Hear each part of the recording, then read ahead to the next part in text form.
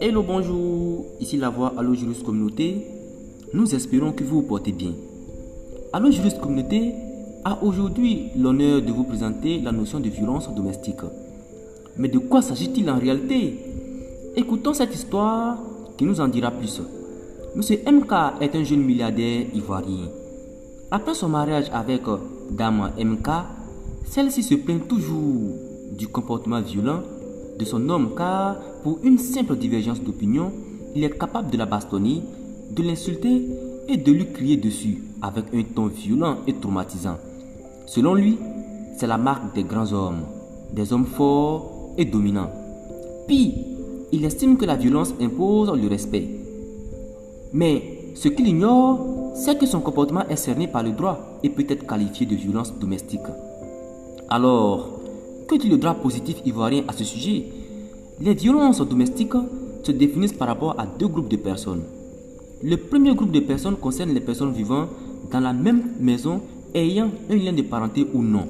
À ce niveau, la violence domestique est tout acte de violence survenu dans une famille ou dans un foyer et dont les personnes concernées vivent dans la même maison sans considération du lien de parenté entre l'agresseur et l'agressé. En tant que tel, deux conditions sont donc nécessaires, à savoir la cohabitation réelle de la victime et de l'agressé d'une part, et d'autre part, l'existence de l'acte de violence.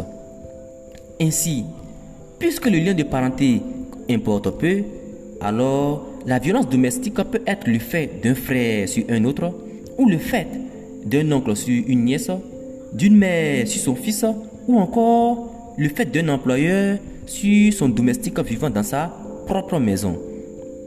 Le deuxième groupe de personnes concerne les personnes exclusivement en couple ou séparées.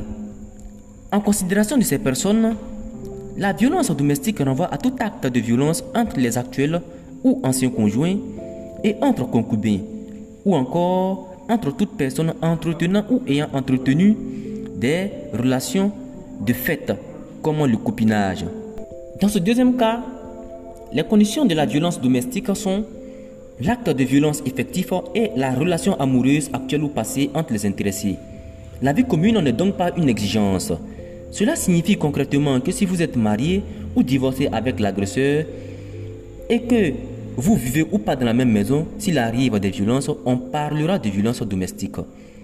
Cela signifie aussi que ceux qui vivent ou ont vécu en concubinage, que les deux personnes soient encore ensemble ou pas, s'il arrive des violences, on les qualifiera de violences domestiques. Il en est de même pour le copinage. Que faire en cas de violence domestique?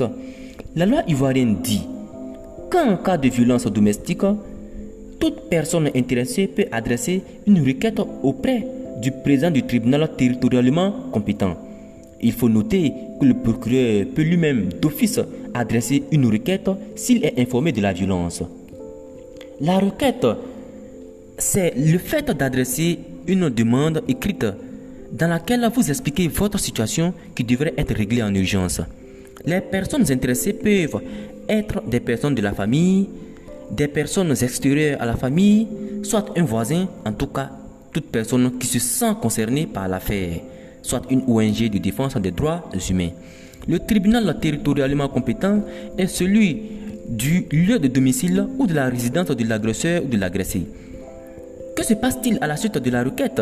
À la suite de la requête, le président du tribunal peut délivrer une ordonnance de protection en urgence à la victime s'il estime, après analyse, qu'il y a réellement danger et ce en 24 heures. Et dans la même veine d'idée, il peut ordonner toute mesure propre pour protéger les droits humains de la victime.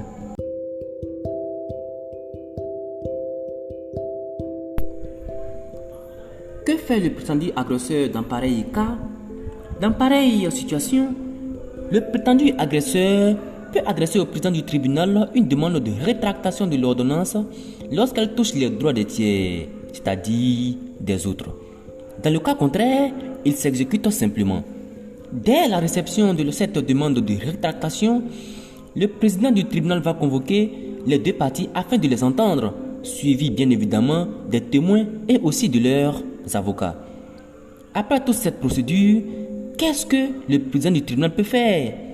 Après avoir entendu les parties, le président du tribunal peut ordonner la résidence séparée, interdire à l'agresseur de se rendre dans certains endroits, se prononcer sur les modalités d'exercice de l'autorité parentale et sur bien d'autres aspects. Cependant, ces mesures de protection s'étendent sur une durée limitée, laquelle peut être prorogée. L'ordonnance du président du tribunal est exécutoire dès réception. Elle est toujours exécutoire malgré l'appel de l'agresseur devant le président de la cour d'appel. Le délai d'appel est de 10 jours à partir du prononcé. Ce qu'il faut retenir, c'est que toutes ces procédures sont purement civiles et non pénales. On ne parlera pas de peine de prison. Beaucoup de personnes ont peur de chercher de l'aide en cas de violence conjugale à cause du caractère pénal. Nous les rassurons qu'avec le nouveau décret, vous vous protégez sans forcément mettre en prison votre agresseur, qui peut être soit votre mari, votre frère, votre ex-mari, votre concubin ou soit votre copain. C'est seulement le non-respect de cette mesure de protection par l'agresseur qui le fait tomber directement sous le coup de la sanction pénale. En revanche, la victime qui ne veut pas être protégée judiciairement peut diligenter une procédure pénale directement suivant le code pénal, car les violences de tout genre sont sanctionnées pénalement. La victime a donc le choix entre la procédure pénale ou la procédure civile. Mais, à notre avis, il serait mieux de se protéger d'abord avec la procédure civile avant de mettre en œuvre la procédure pénale en cas d'échec de la première. On ne vit qu'une seule fois, alors prenez soin de vous. Nous sommes ouverts en privé pour échanger. Ainsi, venez nous expliquer votre cas. Nous vous accompagnerons sans nul doute. Nous parlerons prochainement des autres cas qui peuvent amener le président du tribunal à délivrer une ordonnance de protection d'urgence. Merci pour votre attention.